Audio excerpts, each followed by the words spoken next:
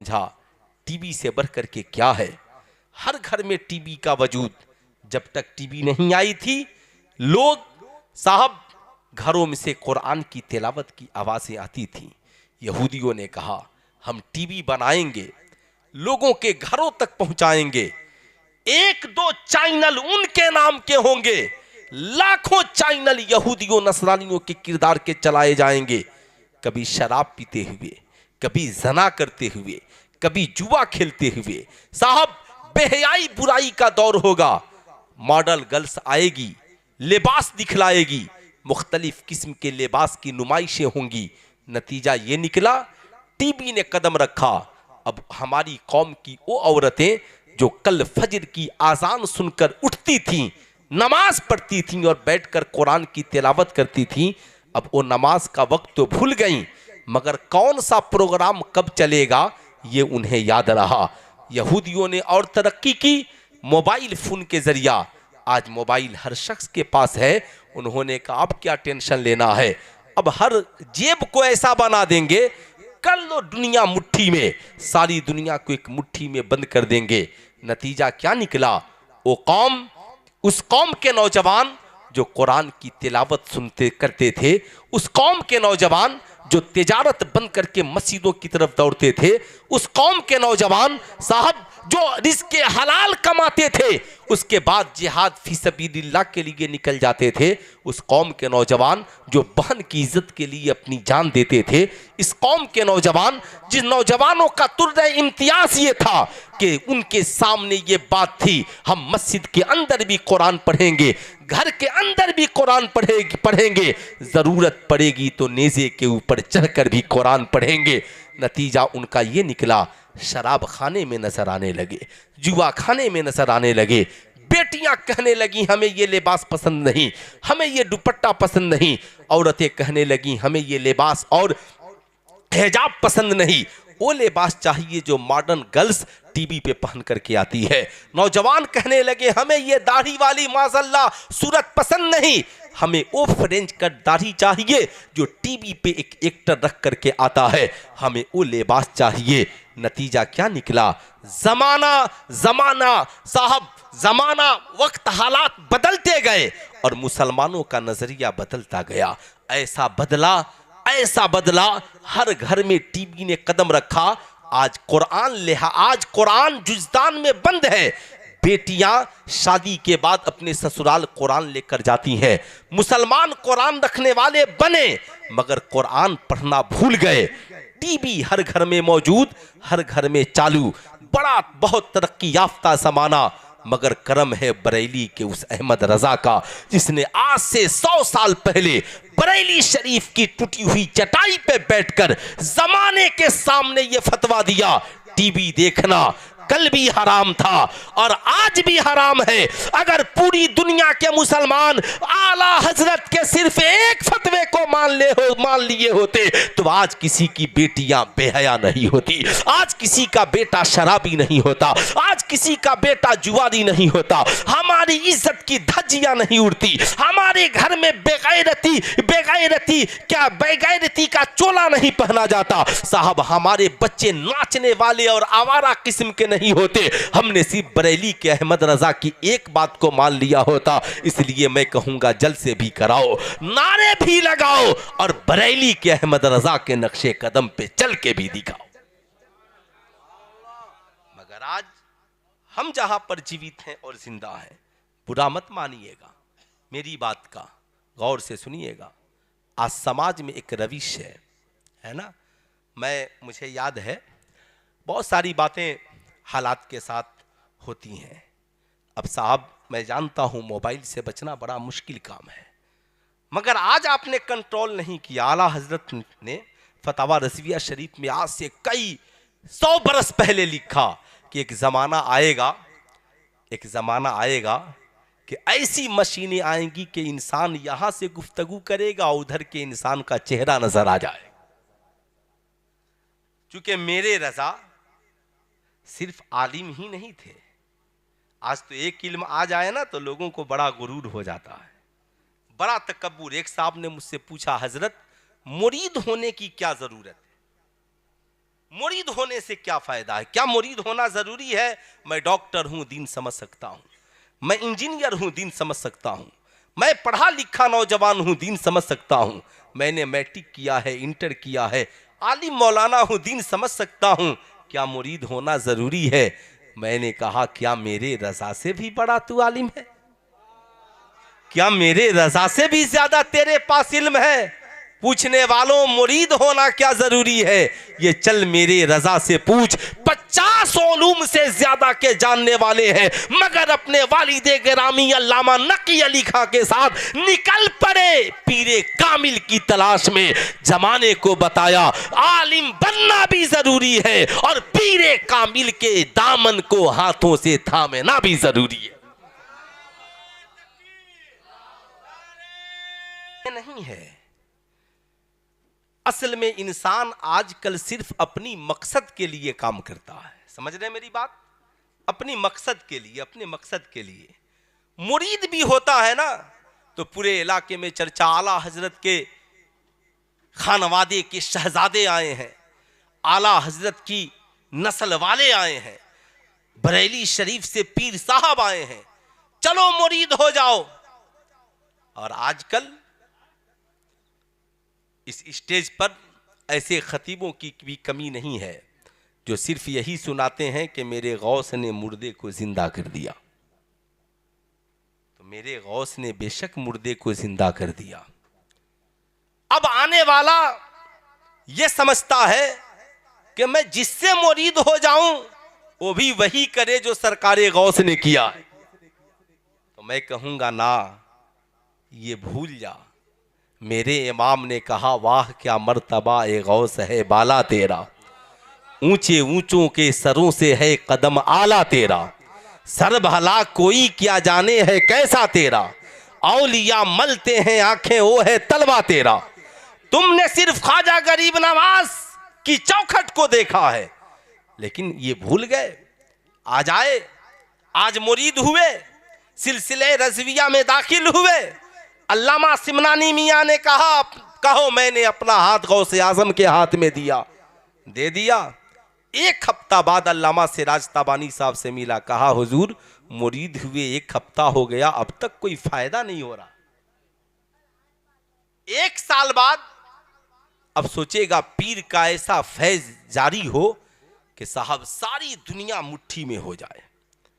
सरकार ख्वाजा गरीब नवाज तो 20 साल अपने पीरो मुर्शिद की गेठरी सर पे लेकर घूमते रहे। कितने साल? पूरा मजमा हाथ उठाकर बोले, कितने साल घूमते रहे? हजरत ख्वाजा उस्मान हारूनी की गेठरी लेकर आलिम बनने के बाद, मुफ्ती बनने के बाद, मुफस्सिर बनने के बाद, ख्वाजा गरीब नवाज कॉन्फ्रेंस में आप बैठे हैं, सिर्फ 2 मिनट की एक बात सुने, फिर आप फैसला करेंगे। हमने सिर्फ यही जाना कि गरीब नवाज ने अना सागर को एक प्याले में बुला लिया, लेकिन उनकी जिंदगी कितनी मुश्किल थी कभी आपने उसका मुताला नहीं किया। हजरत ख्वाजा गरीब नवाज इल्मे तफसीर पढ़ने के लिए अपने ज़माने के सबसे बड़े मुफस्सिर की बारगाह में पहुंचे। सुने, सबसे बड़े मुफस्सिर की बारगाह में गए, कहा हुजूर मैं इल्मे तफसीर पढ़ने के लिए आया हूं। कहा शहजादे आप आ तो गए, मगर मेरे पास वक्त नहीं है। मकतबे इश्क का दस्तूर निराला देखा, उसको छुट्टी न मिली जिसको सबक याद रहा, उसको छुट्टी न मिली जिसको सबक याद रहा। उठाए, हुजूर मलिकुल उलमा लिखते हैं कि 3 नौजवान लड़के देवबंद से बरेली शरीफ पढ़ने के लिए आए। कहाँ आए? देवबंद से बरेली शरीफ। साहब आ गए, वहां पे आला हजरत के एक अजीज से उनकी पहले मुलाकात हुई। कहा हम लोग इमाम अहमद रजा खां से मिलना चाहते हैं, उनकी दरसगाह में पढ़ना चाहते हैं। कहा आप लोग आए कहां से हैं? कहा हम लोग देवबंद से आए हैं। उन्हें हैरानी हुई, कहा आप लोग देवबंद से यहां आए हैं, वहां तो मेरे रजा की शिकायतें होती होंगी। कहा हाँ, शिकायतें तो हर घंटी में होती थी। कहा तो फिर आप लोग आए कैसे? कहा शिकायतें होती थीं, मगर आखिर में फैसला यह होता था कि सारी बातें एक तरफ, मगर अहमद रजा के इल्म और कलम का जवाब नहीं है। रजा जो लिखता है उसका जवाब देने की किसी के अंदर हिम्मत और ताकत नहीं है ना? ये इश्क है। अब सुने साहब, इस कलम में ताकत दरबारे गौस से है। इस कलम में ताकत दरबारे गौस से है। अब सुने, जानना बहुत जरूरी है। ये तो हजरत ख्वाजा गरीब नवाज इल्म तफसीर पढ़ने के लिए पहुंचे। उस्ताद ने कहा वक्त नहीं है। कहा हुजूर कोई वक्त मुकर्रर फरमा दें। कहा क्या जो मैं वक्त मुकर्रर करूंगा आप उसे कबूल करेंगे? कहा हुजूर आपका हुक्म सर आंखों पर। कहा मेरे पास सिर्फ एक वक्त है। कहा हुजूर वो कौन सा? कहा रात में नमाज़े तहज्जुद के बाद मैं इल्मे तफसीर पढ़ा सकता हूं। क्या आप पढ़ने के लिए तैयार हैं? नमाज़े तहज्जुद आप लोग समझते हैं ना? है माशाअल्लाह, बहुत नेक लोग हैं। ये तो वही समझेगा जो नमाजी होगा। 5 नमाजों के बाद जो छठी नमाज रात में एक नींद सोकर फिर उठने के बाद पढ़ी जाती है, उसे नमाज़े तहज्जुद पढ़ते हैं। उम्मत 5 वक्त की नमाज पढ़ती है, मुस्तफ़ा 6 वक्त की नमाजें पढ़ते हैं। अल्लाह वाले रात की तन्हाई में जो नमाज पढ़ते हैं उसे नमाज़े तहज्जुद कहते हैं। ख्वाजा खाजगा ने कहा हुजूर मंजूर है। सुने क्या कहा? आज का कोई नौजवान होता तो कहता हजरत आप अपना इदारा रखिए, दारुल उलूम रखिए, अपना दारुल इफ्ता रखिए, आप बहुत बड़े आलिम मौलाना है, ठीक है, मैं दूसरी जगह जाके पढ़ लूंगा। मैं ये रात की तन्हाई, मगर ख्वाजा खाजगा ने कहा मुझे मंजूर है। अब दस्तूर देखें, हजरत ख्वाजा गरीब नवाज अपने उस्ताद के उठने से पहले उठ जाते, बेदार होते, वजू करते, फिर उसके बाद अपने उस्ताद के लिए उसके वजू के लिए पानी रखते और 2 मुसल्ला बिछा देते। उनके उस्ताद उस वक्त के सबसे बड़े मुफस्सिर उठते, अल्लाह अल्लाह वजू फरमाते, नमाज पढ़ते। फिर उस्ताद एक तरफ नमाज़े तहज्जुद पढ़ रहा है, एक तरफ शागिर्द नमाज़े तहज्जुद पढ़ रहा है। रात की तन्हाई में उस्ताद इल्मे तफसीर पढ़ा रहा है और हजरत ख्वाजा गरीब नवाज इल्मे तफसीर पढ़ रहे हैं। ऐ मेरी कौम के शहजादों, आज के इस जलसे से पैगाम लेकर जाओ, जिंदगी में याद रखना, इल्म के की जब बात आए ना तो तुम बेहतरीन VIP स्कूल न देखना, जब इल्म की बात आए बेहतरीन ग़िज़ा न देखना। अच्छा उस्ताद मिले, याद रखना उस्ताद देखना उस्ताद, इसलिए कि उस्ताद बेहतर है तो तुम्हारे लिए तालीम बेहतर है। कुरान वही है, राफजी से पढ़ोगे राफजी हो जाओगे, खारजी से पढ़ोगे खारजी हो जाओगे, वहाबी से पढ़ोगे वहाबी हो जाओगे, देवबंदी से पढ़ोगे देवबंदी हो जाओगे, और बरेली के अहमद रजा से पढ़ोगे आशिके मुस्तफ़ा हो जाओगे, आशिके मुस्तफ़ा हो जाओगे। इसलिए मैं आपसे कहता हूँ, आपने सिर्फ करामतों को याद किया है, तब जाकर हज़रत ख्वाजा गरीब नवाज इतने बड़े मुफस्सिर बने, इतने बड़े आलिम, इतने बड़े मौलाना, इतने बड़े मुहद्दिस मुफस्सिर बनने के बाद 20 साल अपने पीरो मुर्शिद की गिठरी को सर पे लेकर के चलते रहे। कितने साल चलते रहे? 20 साल। हम लोग कितने साल लेकर चलते हैं? अरे बोलिए, हम लोग कितनी खिदमत करते हैं? पीर शहर में आ गया, मुरीद को मिलने की फुर्सत नहीं है। पीर साहब आकर चले गए, मुरीद फोन से कहता है हुजूर बहुत मसरूफ था, बिजनेस में नहीं आ सका, लेकिन उम्मीद ये है पीर का फैज़ हम पर जारी हो। मैं कहूँगा ना, पहले पीर की खिदमत करने वाला बनो, उनसे दुनिया का मुतालबा ना करो, अपने पीर से कहो हुजूर बस आप इतनी दुआ कर दें कि मेरा खात्मा बिल खैर हो, और मरने के बाद मुस्तफ़ा जानी रहमत के दामने करम में हमें जगह मिल जाए, हमें जगह मिल जाए। आज हम जहाँ पर जीवित और जिंदा हैं, आला हजरत अजीमुल बरकत ने क्या लिखा? मज़ार शरीफ पर कितनी चादरें चढ़ाओ? एक। कितनी चादरें? बड़ी जिम्मेदारी से बोला हूं, कितनी चादरें? एक। मगर आज मज़ार शरीफ एक और चादरें 1,00,000। चादरें 1,00,000। आला हजरत ने क्या लिखा? औरतों का मज़ार पे जाना गुनाह। मैंने एक रोज सोचा कि आखिर क्या बात है। मेरे रजा फरमाते हैं, एक चादर चढ़ाओ ताकि पता चले ये अल्लाह के वली की कब्र है। लेकिन आज जब हम इन बुजुर्गों की जिंदगी का मुताला करते हैं तो इन बुजुर्गों ने मज़ारों की तामीरें बाद में कराई और दरसगाहों की तामीरें पहले कराई। आप पूरी दुनिया में देखें, गौसे आजम की खानकाह बाद में है, दरसगाह पहले है। ख्वाजा गरीब नवाज की खानकाह बाद में है, दरसगाह पहले है। इमाम अहले सुन्नत की खानकाह बाद में है, दरसगाह पहले है।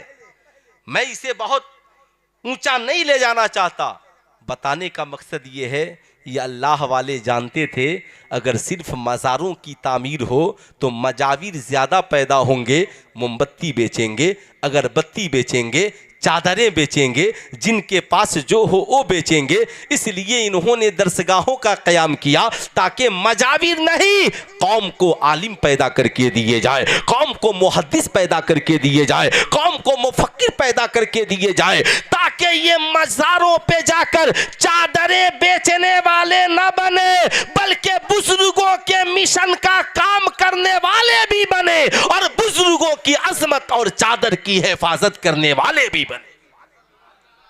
मगर आज मज़ारों पर ऐसे ऐसे जाहिल मजाविर आ गए जिन्हें देखने के बाद लगता ही नहीं कि इनका इस्लाम से कोई वास्ता है। कमर तक बाल, सोने की अंगूठी, कान में बाली, नाक में नथिया भी पहन लें तो उनके लिए कोई टेंशन की बात नहीं है। हाथ में कड़ा। फिर साहब उससे पूछिए, कहता है गरीब नवाज से मेरा रिश्ता बड़ा मजबूत है। मैं कहता हूं काहे का तेरा रिश्ता मजबूत है? पहले यह था कि मजाविरों को देखकर लोग कहते थे जब मजाविर की सूरत इतनी अच्छी है तो साहबे मज़ार कितने अच्छे होंगे, साहबे मज़ार कितने अच्छे होंगे। इसलिए मैं कहता हूं गरीब नवाज की चौखट पे जाने वालों, आज के इन जाहिल मजाविरों को न देखना, देखना हो गरीब नवाज की सीरत को तो दिल्ली में हजरत ख्वाजा कुतुबुद्दीन बख्तियार काकी को देखना, उन्हें देखना। क्या कहा? मैं आपसे कहना चाहूंगा, मत चढ़ाओ इतनी चादरें, जाओ दुआएं मांग करके आओ। वलियों की बारगाह में जाओ ना, मत चढ़ाओ 500 की चादरें, मत चढ़ाओ 1000 की चादरें। 50 रुपए की फूलों की चादर ले लो, गरीब नवाज की तुरबत पे डाल दो, 450 रुपए वापिस लेकर के कलकत्ता आओ, यहाँ पे अहले सुन्नत वल जमात के किसी इदारे में चले जाओ और जाकर कहो प्रिंसिपल साहब ये 450 रुपये ख्वाजा गरीब नवाज के नाम पे लीजिए, किसी गरीब बच्चे की तालीम के लिए कापी किताब और कलम खरीद दीजिएगा। कसम खुदा की गरीब नवाज जितनी तुम्हारी चादर से खुश नहीं होंगे उससे ज्यादा तुम्हारी इस तबलीग से खुश होंगे। गरीब नवाज का मिशन चादर फैलाना नहीं, उनका मिशन तो यह है नबी की सुन्नत को आम किया जाए, कुरान की तालीमात को आम किया जाए। अगर उनके मिशन को भारत में किसी ने जिंदा किया है तो बरेली के इमाम अहमद रजा खान ने जिंदा किया। इसलिए मैं कहता हूं नहीं साहब, आप याद रखें, लोग चले जाते हैं मज़ार शरीफ पर, आने के बाद कहते हैं हजरत मैं तो चादरें भी हमने चढ़ा दी, मज़ार शरीफ पर हर साल हाजिरी भी देता हूं, लंगर भी कराता हूं हजरत, लेकिन बात मेरी बन नहीं रही है, बात मेरी बन नहीं रही है। मैंने कहा बात कैसे बनेगी, हम तो सिर्फ चादरें लेकर जाने वाले हैं, जाओ तो फूलों की चादरें सरों पे लेकर जाओ और लौटो तो बुजुर्गों के किरदार की चादरें जिंदगी में ओढ़ कर आओ। ख्वाजा गरीब नवाज के वालिदे गिरामी का नाम हजरत ख्वाजा गियासुद्दीन हसन है। क्या नाम है? ख्वाजा गियासुद्दीन हसन। बहुत बड़े आलिम, मौलाना, अल्लाह के मुकद्दस वली। ड्यूटी एक, माँ की खिदमत। क्या ड्यूटी? माँ की खिदमत। जब मुअज्जिन आजान देता तो वजू फरमाते, वजू करने के बाद सबसे पहले अपने वालिदा की खिदमत में जाते और जाकर के पांव दबाते। अम्मा जी, आप मुझसे राजी हैं? आपकी इजाजत हो तो मैं मस्जिद को जाऊं? माँ मुस्कुरा देती और कहती, शहजादे बेशक आप मस्जिद को जाओ और माँ के लिए भी एक मुसल्ला बिछा दो, ताकि माँ घर में नमाज पढ़ेगी और बेटा मस्जिद में नमाज पढ़ेगा। वो कल की माएँ थीं जो अपने बेटे से कहती थी, बेटा मस्जिद जा, अजान हो गई, एक मुसल्ला माँ के लिए बिछा दे। क्या आज की भी कोई माँ ऐसी है जो अपने बेटे से कहती है, बेटे फजर की आज़ान हो गई, उठ जा, बेटी फजर की आज़ान हो गई, उठ जा?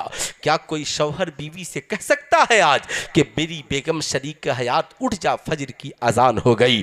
बुरा ना मानना, आज लोग स्कूल जाने के लिए बोलते हैं, आज लोग कॉलेज जाने के लिए बोलते हैं, आज लोग ड्यूटी पे जाने के लिए बोलते हैं। सुल्तान रज़ा कहना चाहेगा, बेटे को अगर कॉलेज जाने में ताखिर हो जाए, बाप आग बगोला हो जाता है। साहब, बीवी को अगर खाना बनाने में ताखिर हो जाए, शौहर को गुस्सा आ जाता है। मगर उसी घर में बेटा बेनमाजी बनकर सोया है, किसी को गुस्सा नहीं आता। बीवी बेनमाजी बनकर सोई है, किसी को गुस्सा नहीं आता। बेटा कभी मस्जिद को नहीं जाता, कभी माँ को तौफीक नहीं होती। मैं कहूंगा, ओ मेरी कौम की माओ, गरीब नवाज से मोहब्बत करने वाली इस्लाम की शहजादियों, सिर्फ ख्वाजा गरीब नवाज के नाम का फातिहा ही होगा, या उनके जद्दे आला या उनकी दादी जान की सुन्नत को भी अपनी घरों में जिंदा किया जाएगा। ऐ मेरी कौम की शहजादियों, आज के इस जलसे से पैगाम लेकर जाओ, अगर तुम माँ हो तो सिर्फ बच्चों को खाना ही न खिलाओ, अगर तुम माँ हो तो सिर्फ बच्चों को पानी ही न पिलाओ, अगर तुम माँ हो तो सिर्फ बच्चों को उम्दा लिबास ही न पहनाओ, बल्कि अपने बच्चों को खाना बाद में खिलाओ। खुदा के घर का नमाजी पहले बनाओ। मगर आज बुरा ना मानिएगा, मैं ऐसा नहीं कि तावीज़ का मुखालिफ हूँ। अल्हम्दुलिल्लाह, या अल्लाह वाले तावीज़ लिख कर क्या, ये लोग दुआ कर दें तो हम लोगों का काम बन जाए, है ना? दुआ कर दें, सिर्फ दुआ कर देना तो काम बन जाए, दुआ कर दें तो। लेकिन हम लोग ये समझते हैं, चलो ना ताबीज़ लिखा लेंगे काम बन जाएगा। मैं कहूँगा ना, याद रखना खूब गौर से, हज़रत ख्वाजा गरीब नवाज की दादी जान ने कहा, शहजादे मुसल्ला बिछा दे, माँ घर में नमाज पढ़ेगी, बेटा मस्जिद में नमाज पढ़ेगा। हज़रत ख्वाजा गियासुद्दीन हसन माँ के लिए जानेमाज बिछाते हैं, माँ घर में नमाज पढ़ रही है, बेटा उठकर मस्जिद को चला है। रास्ते में दोस्तों ने कलाइयाँ थाम ली, थाम कर कहा, ए ख्वाजा गियासुद्दीन हसन, बताओ क्या बात है कि जब मुअज्जिन आज़ान देता है तो हम वजू करके मस्जिद को आते हैं, मगर आप वजू करके आप अपनी माँ के पास जाते हैं। कहा, हाँ, तुझे नहीं पता, मैंने मुस्तफ़ा करीम की एक हदीस का मुताला किया जिसमें अल्लाह के नबी इरशाद फरमाते हैं, जिस शख्स से उसके माँ और बाप राज़ी नहीं होते, उससे अल्लाह और उसका रसूल भी राज़ी नहीं होता। जब से मैंने इस हदीस का मुताला किया है, जब मुअज्जिन आज़ान देता है तो मैं वजू करने के बाद खुदा की बारगाह में जाने से पहले, सजदा करने से पहले, रुकू करने से पहले, क़याम करने से पहले, क़ुऊद से पहले, तशहुद से पहले, सबसे पहले मैं अपनी माँ को राज़ी करने जाता हूँ। इसलिए कि मेरे नबी ने बताया है ये तरीका कि जब मेरी माँ राज़ी हो जाएगी, मेरा बाप राज़ी हो जाएगा, फिर मैं मस्जिद को जाऊंगा, सजदा करूंगा तो खुदा राज़ी हो जाएगा, दुरूद पढ़ूंगा, मुस्तफ़ा जाने रहमत राज़ी हो जाए। साहिबों, बुरा ना मानना, क्या मिशन दिया ख्वाजा गरीब नवाज के वालिद ने। मस्जिद में जाने से पहले अल्हम्दुलिल्लाह अपनी माँ को राजी कर ले, अपने बाप को राजी कर ले। सुल्तान रजा कहना चाहेगा, बताओ ईमानदारी से, आज तो नौजवानों का हाल ये है, कहते हैं सारी दुनिया मुझसे राजी है, मगर अगर कोई नाराज है तो सिर्फ मेरी माँ। हर इंसान मुझसे राजी है, अगर कोई मुझसे रूठा है तो मेरा बाप। मैं आपसे कहूँगा, माँ बाप को नाराज करके अजमेर शरीफ जाने वालों, माँ बाप को नाराज करके कछौचा शरीफ जाने वालों, माँ बाप को नाराज करके बरेली शरीफ जाने वालों, माँ बाप को नाराज करके मसौली शरीफ और मारहेरा शरीफ जाने वालों, माँ बाप को नाराज करके देवा शरीफ जाने वालों, जब माँ बाप को नाराज करके मस्जिद जाओ तो काम नहीं बनता, तो बता मस्जिद में जाओ माँ बाप को नाराज करके तो अल्लाह और उसके रसूल राजी ना हो। माँ बाप को नाराज करके अजमेर जाओगे तो बता अल्लाह के वली कैसे तुझसे राजी होंगे। मतलब ये है, हमारी चादरें तो अजमेर पहुंचती हैं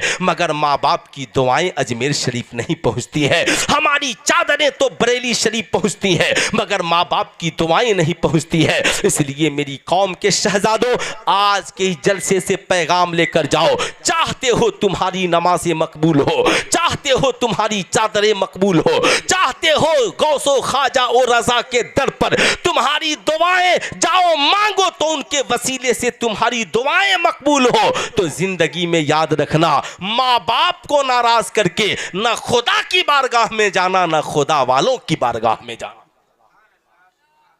अल्हम्दुलिल्लाह, कलकत्ता के बहुत बड़े नकीब, एक नकीब तो बहुत पहले से हैं, उस्ताजुल शोरा है ना, अल्हम्दुलिल्लाह इतने बड़े है ना, सिराज ताबानी साहब और ज़मीरुद्दीन जमजम साहब भी तशरीफ़ ले आए।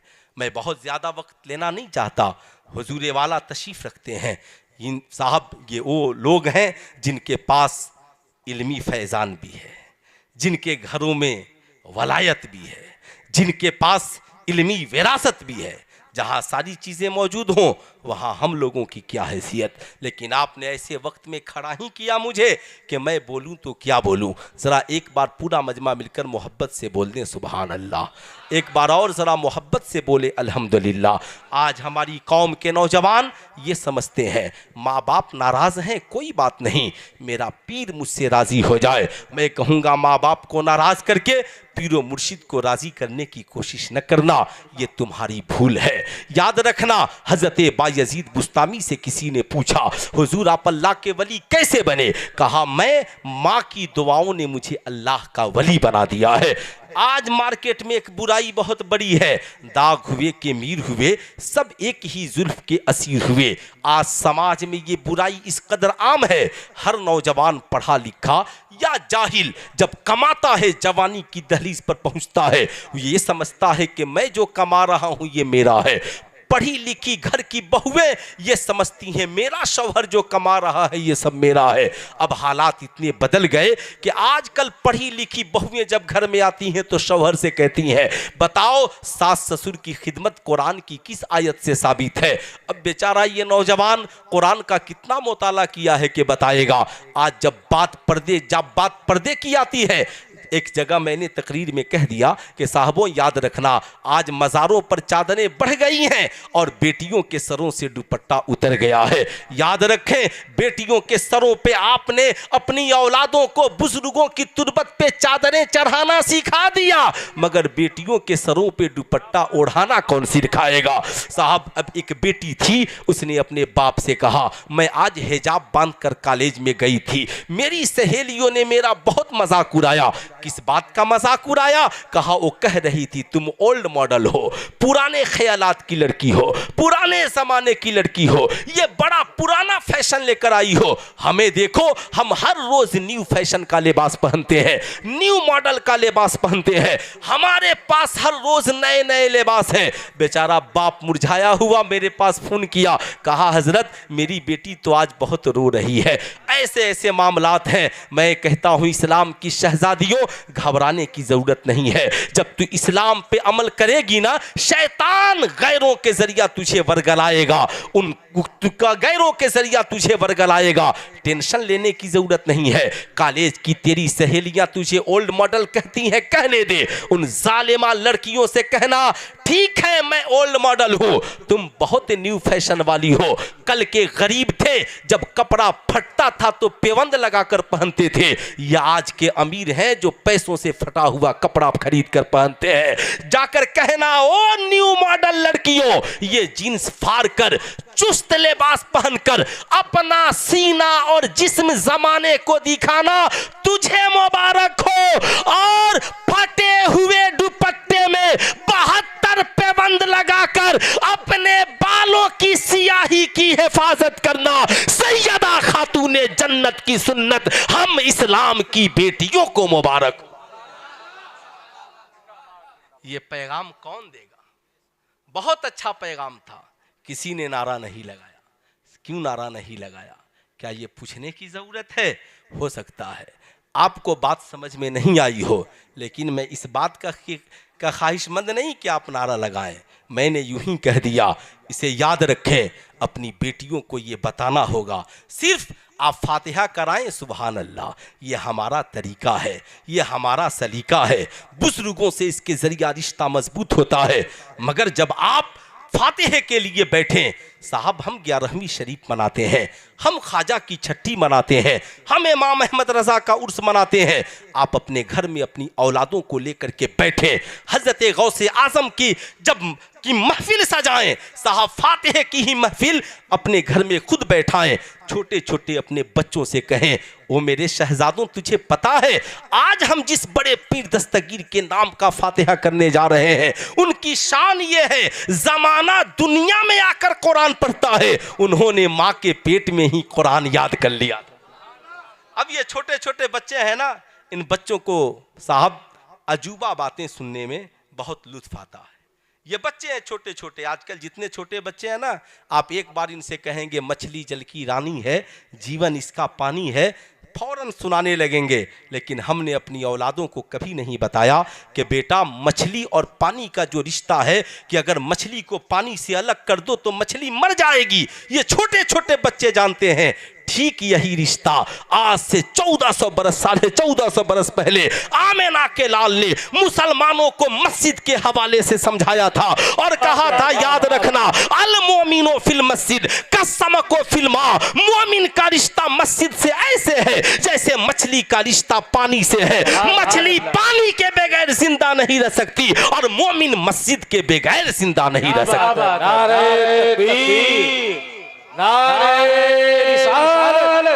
मसलके आला हज़रत पैगामे मुस्तफा।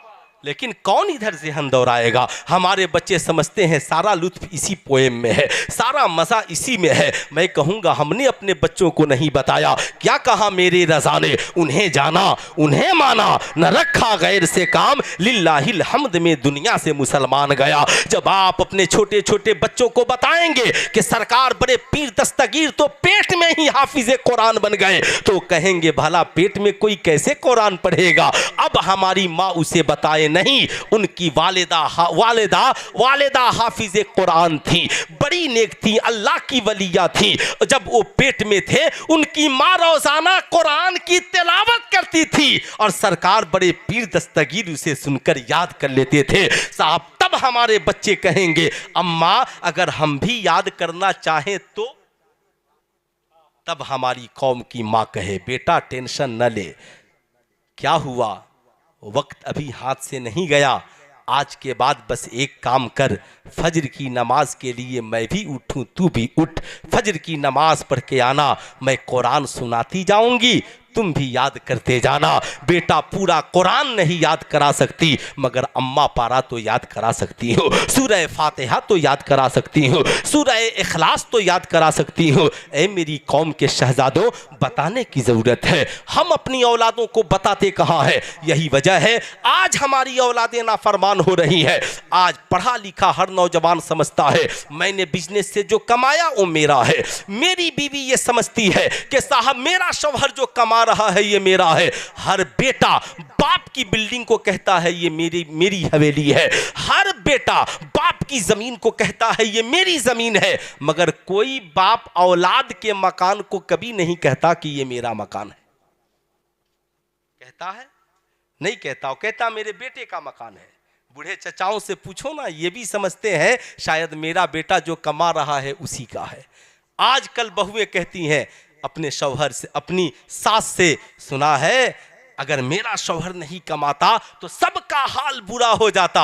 ये तो फख्र की बात माँ कहती कि अगर मेरा बेटा नहीं कमाता तो तेरा हाल बुरा हो जाता। लेकिन आज अजीब हालात है। वजह यह है कि साहब हमने अपनी औलादों को दुनिया की सारी तालीमें दी, मैट्रिक की तक की किताबें पढ़ाई, इंटर तक की किताबें पढ़ाई, मगर हमने कभी अपनी औलादों को सरकार की सीरत पढ़ाने की कोशिश नहीं की। नतीजा यही हुआ। मैं अपनी कौम के नौजवान से कहूंगा, अगर आज तक आपके ज़हन में ये बात है, अगर आज तक आपके ज़हन में ये बात है, तो याद रखिएगा कि आप समझते हैं मैं जो कमाता हूं ये मेरा है, तो ये आपकी भूल है। जिंदगी में याद रखना, एक नौजवान मुस्तफ़ा करीम की बारगाह में पहुंचा है, अर्ज गुजार होता है या रसूल अल्लाह मेरे माँ बाप आप पे कुर्बान, आका जी ये बताया जाए मर्द पर पहला हक किसका है? अल्लाह के नबी फरमाते हैं तुम्हारी माँ का। नौजवान ठहर गया, फिर दूसरी बार पूछता है या रसूल अल्लाह मर्द पर पहला हक किसका है? आका फिर फरमाते हैं तुम्हारी माँ का। फिर ठहर गया, फिर पूछता है या रसूल अल्लाह मर्द पर पहला हक किसका है? आका फरमाते हैं तुम्हारी माँ का। फिर ठहर गया, चौथी बार पूछता है या रसूल अल्लाह मर्द पर पहला हक किसका है? आका फरमाते हैं तुम्हारे वालिद का। अब आला हजरत सरकार से पूछा गया हुजूर बताया जाए मर्द कमाए तो क्या करे? आला हजरत फरमाते हैं मर्द अगर 100 रुपए कमाए तो 75 माँ को दे दे और 25 बाप को दे दे, इसलिए कि सरकार ने 3 बार माँ का जिक्र किया है और 1 बार बाप का जिक्र किया है।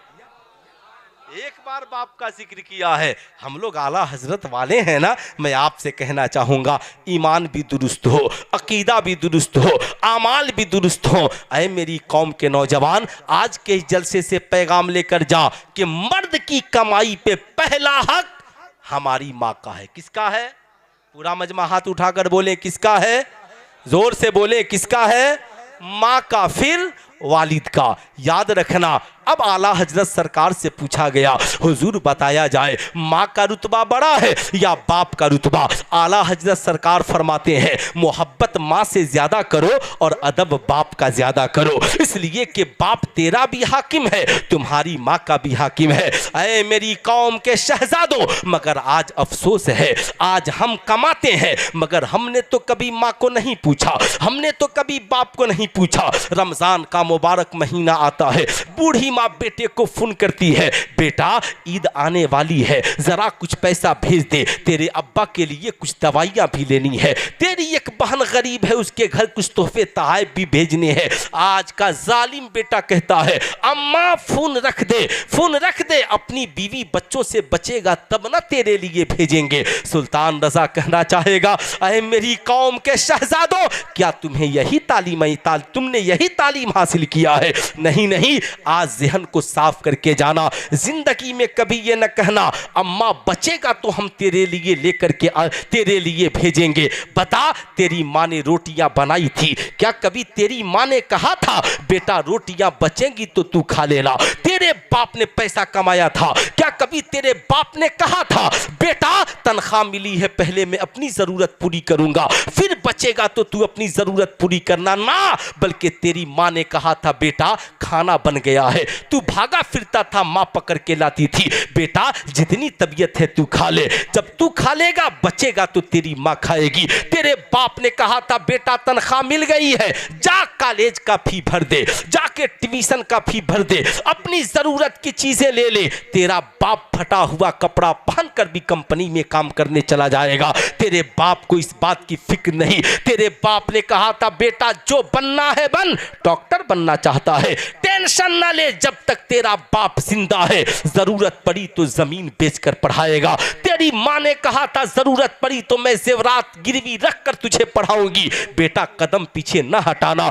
यही वजह है कुरान ने कहा रब्बिरहमहुमा कमा रब्बयानी सगीरा। जब जाना तो दुआ यूं मांगना, मालिक मौला मेरे माँ बाप पे ऐसे रहम फरमा जैसे बचपन में उन्होंने मेरे ऊपर रहम फरमाया। अब कुरान सलीका दे रहा है कि जब माँ बाप के सामने जाना जवानी को याद न करना, अपनी ताकत के नशे में चूर न हो जाना। जब माँ बाप के सामने जाना अपने बचपन को याद करना। जब तू दुनिया में नंगे आया सबसे पहले जिसने तुझे कपड़ा पहनाया वो तेरी माँ है। जिसने सबसे पहले तुझे दूध पिलाया, तेरे मुंह में निवाला डाला वो तेरी माँ है। तेरे बाजुओं में ताकत नहीं थी, तेरी उंगलियां पकड़ के जिसने चलना सिखाया तुम्हारी माँ है। जब तुम बचपन को याद करेगा ना कि जब तू बेसहारा था उस वक्त तेरी माँ ने सहारा दिया है। जिसने पूरी जिंदगी की कमाई तेरी जवानी को, तेरी जिस्म को जवान करने के लिए कुर्बान कर दी वो तेरा बाप है। इसलिए जब माँ बाप के सामने जाना ना अपने बचपन को याद करना ताकि तेरे अंदर गुरूर पैदा ना हो, तेरे अंदर साहब घमंड पैदा ना हो, तेरे अंदर तकब्बुर पैदा ना हो। ऐ मेरी कौम के नौजवानों, आज हमारी जिंदगी में तबाही इसीलिए है। हम डॉक्टर हैं, इंजीनियर हैं, प्रोफेसर हैं, हो सकता है हम आलिम मौलाना मुफ्ती भी हो, बहुत बड़े बिजनेसमैन हो, लेकिन हमने अपनी जिंदगी में अगर माँ बाप का हक अदा नहीं किया, अपनी कमाई में माँ बाप को हिस्सा नहीं दिया, हमारी जिंदगी में कामयाबी नहीं मिलने वाली है। इसलिए मेरी कौम के शहजादों, आज के जलसे से पैगाम लेकर जाओ। दिल्ली रहना, मुंबई रहना, कलकत्ते में हो, सऊदी अरब चले जाना, जब तनख्वाह उठाना पहला फोन अपनी मां को करना। किसे करना? पूरा मजमा बोल दे, किसे करना? मां को। अम्मा तनख्वाह मिली है, बोल कितने पैसे की जरूरत है। मां मुस्कुरा देगी, कहेगी ठहरो तेरे अब्बा से पूछ लूं। जाएगी ना, पूछेगी, बाप मुस्कुराएगा, फख्र से सीना चौड़ा हो जाएगा, कहेगा सुनो मेरे बच्चे से कह दो कि पहले अपनी ज़रूरत पूरी कर ले, अपने बीवी बच्चों की ज़रूरत पूरी कर ले, फिर बच्चे तो हमारे लिए भेज दे। सारी दुनिया तुम्हारी कमाई खाकर सो जाती है, लोग तेरी दौलत पे अय्याशियां करते हैं, तेरे दोस्त तेरे पैसे की पार्टियां करके सो जाते हैं, मगर रात की तन्हाई में अगर कोई तेरे लिए आंचल फैलाता है तो तुम्हारी माँ फैलाती है। रात की तन्हाई में कोई तेरे लिए दुआ के लिए हाथ उठाता है तो तुम्हारा बाप उठाता है। इसलिए मेरी कौम के शहजादों, माँ बाप को फरामोश न करना। आज के बाद जाना कमाना तो सबसे पहले अपनी माँ और बाप को खिलाना। कितने नौजवान हैं जो आज के बाद इस पे अमल करेंगे? जरा हाथ उठाकर बताएं तो कितने नौजवान हैं? माशाअल्लाह, मैं समझता हूँ इतने ही नौजवान काफ़ी हैं। अगर आपने इतना ही अमल कर लिया तो मैं समझूंगा मेरा आना वसूल हो गया, अराकीन जलसा का बुलाना वसूल हो गया। ऐ मेरी कौम के शहजादों, याद रखना, जिंदगी में याद रखना, कभी बाप के आंखों में आंसुओं के कतरे मत आने देना। मैं ये नहीं कहता शायरों को मत दो, खूब दो। कोई सरकार की नात के बदले में क्या दे सकता? खूब दो। पीराने एजाम की भी खिदमत खूब करो आलिमों की खिदमत। सुबहान अल्लाह, ये बुजुर्गाने दीन की सुन्नत है। मगर रात की तन्हाई में कभी बाप का जेब भी देख लो कि तेरा बाप कहीं सुबह उठकर चाय की दुकान पे रुसवा तो नहीं हो जाएगा, रुसवा तो नहीं हो जाएगा। खूब दो, जितना देते हो ना खूब दो, मगर कभी बूढ़ी माँ के आंचल में भी जाकर कुछ पैसे डाल दो, डालो।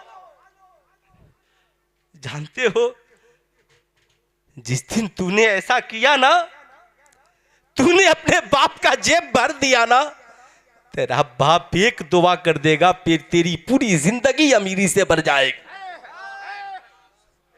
तेरी पूरी जिंदगी अमीरी से भर जाएगी।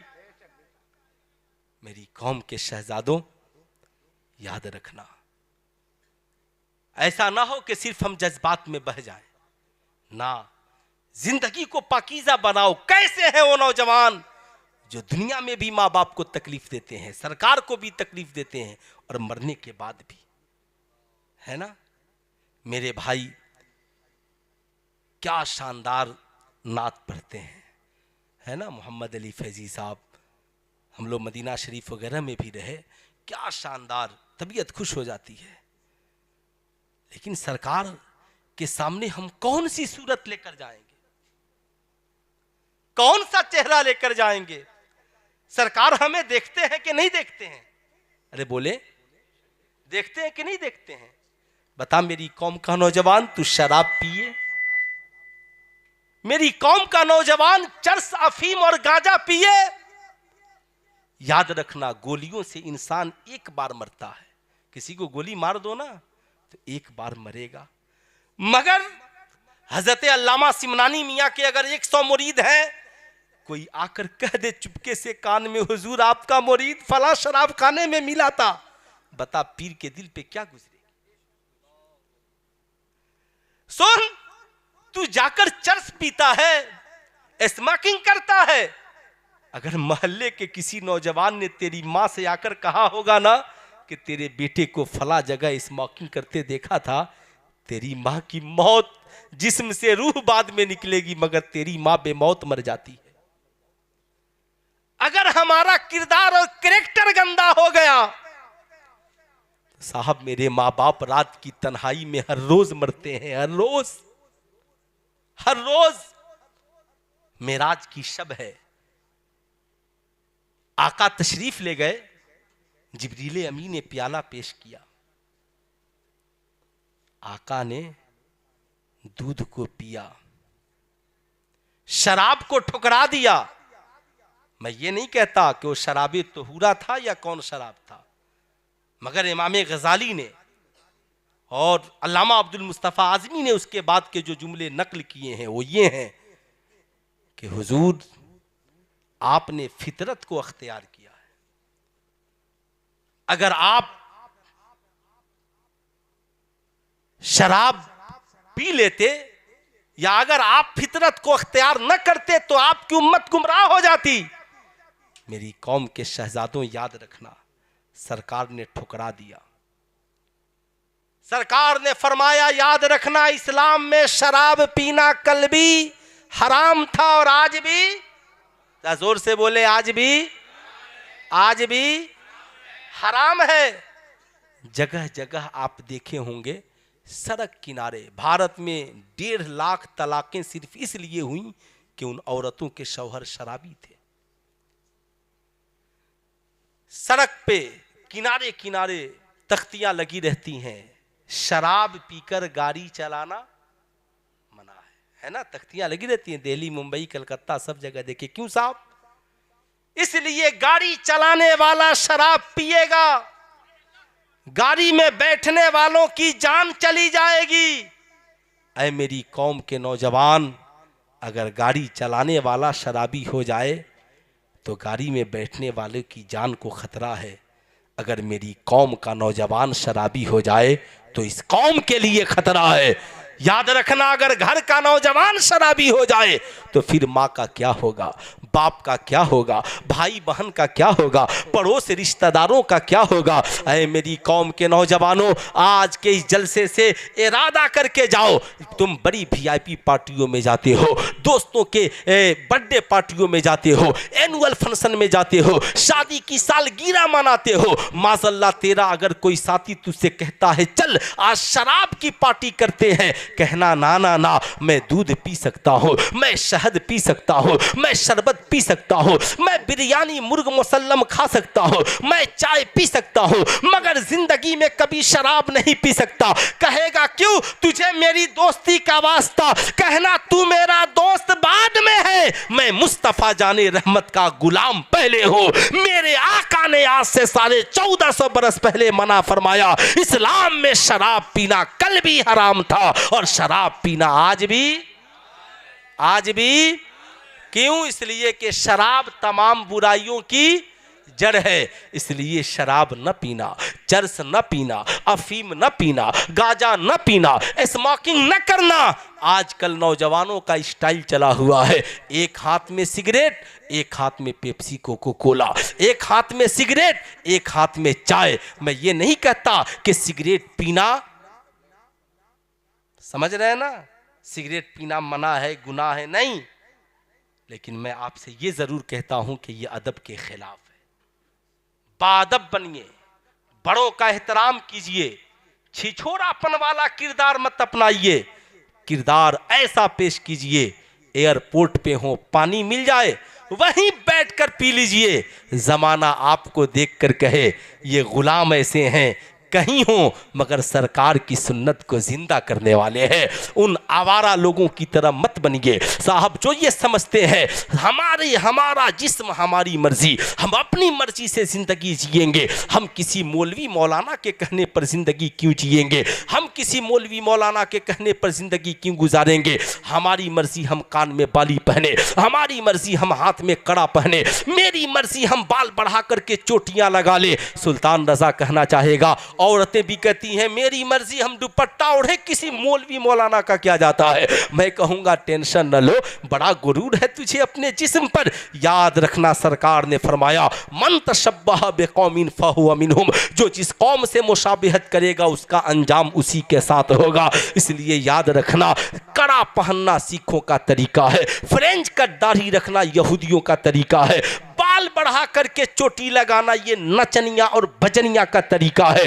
बता ईमानदारी के साथ बता, क्या मरने के बाद तू सिखों के साथ जाना चाहेगा, क्या मरने के बाद नचनिया भजनिया के साथ तू उठना चाहेगा। इसलिए मैं कहूंगा ना ना ना, अगर तुम चाहते हो कि मरने के बाद तुम्हारा अंजाम इन बुजुर्गों के साथ हो, मरने के बाद तुम्हारा अंजाम अल्लाह के वलियों के साथ हो, मरने के बाद तुम्हारा अंजाम मुस्तफा जाने रहमत के साथ हो, तो चेहरे पे सरकार की सुन्नत को सजाओ, जिंदगी को सुन्नत मुस्तफा का आईना बनाओ, ताकि मरने के बाद कब्र में जाओ फरिश्ते देखें तो कहें सवाल क्या पूछते हो, चेहरा बता रहा है आशिके मुस्तफा आया।